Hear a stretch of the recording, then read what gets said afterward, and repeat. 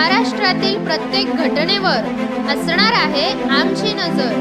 शेती, राजकीय, सामाजिक, क्रीडा, मनोरंजन आणि बरंच काही।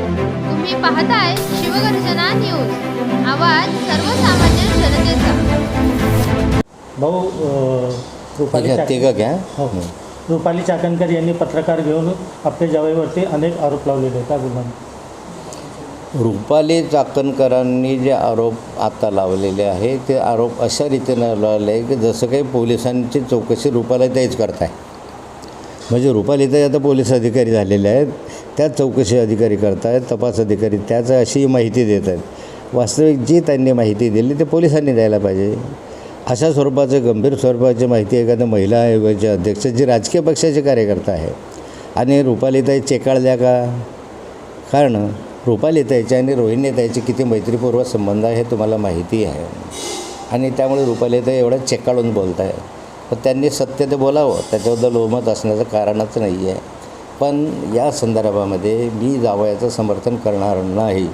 माझी एवढीच मागणी आहे की पोलिसांनी याची चौकशी केल्यापेक्षा आता पोलीस करत आहेत, SIT कशाला करतात चौकशी?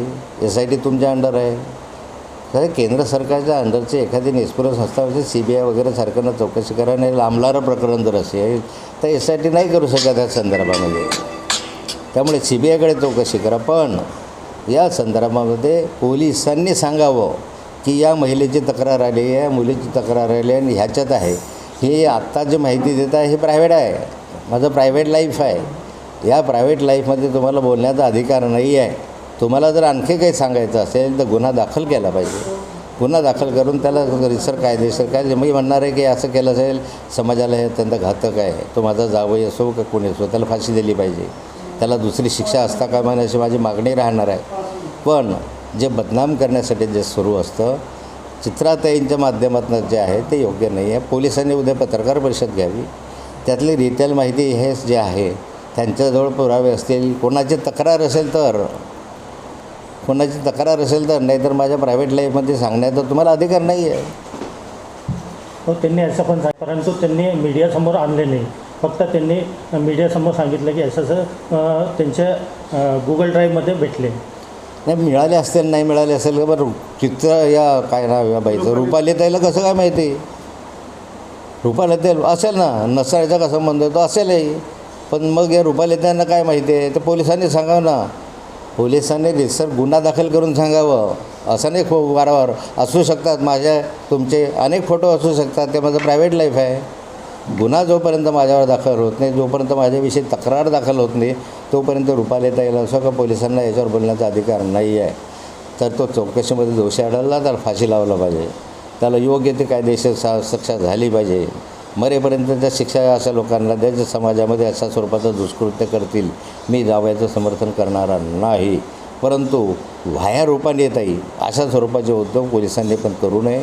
पोलिसांनी यावं, गुन्हा नोंद करावा, कोण्या महिलेची तक्रार असेल तर ते सांगावं। यामध्ये सगळं पहिल्या दिवसपासून पाहतो तर संशयाचं वातावरण आहे। रुपालीताईंना मी सांगेल की जरा लोढा प्रकरणामध्ये लक्ष घाला, जरा नाशिकच्या प्रकरणामध्ये जे 72 अधिकारी अडकले आहेत त्याच्यामध्ये लक्ष घाला। तर राधाकृष्ण विखे पाटलांनी सुद्धा म्हटले की चौकशी करा। साताऱ्याची जे मला माहिती मिळाली 2 माजी मंत्री वगैरे कोणी माजी मंत्र्याचा पोरगा काय जे असेल अजून अधिकृत नाही त्याच्याकडे जरा ताईंनी लक्ष घालावं।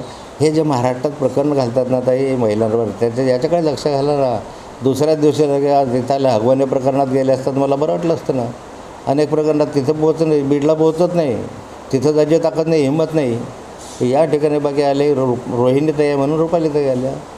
पण चौकशी करा, ही प्रकरण CBIकडे दिलं पाहिजे। जर असं असेल तर खरं असेल तर गंभीर असेल तर दिलंच पाहिजे, सोडता कामा नये। याच्यात कोण कोण आहे ते शोधलं पाहिजे, जे असतील त्यांना फाशी दिली पाहिजे। परंतु निव्वळ पुरावे अभावी बदलत राहायचं ते योग्य होणार नाही। सर्व बाजूंनी याची चौकशी करा।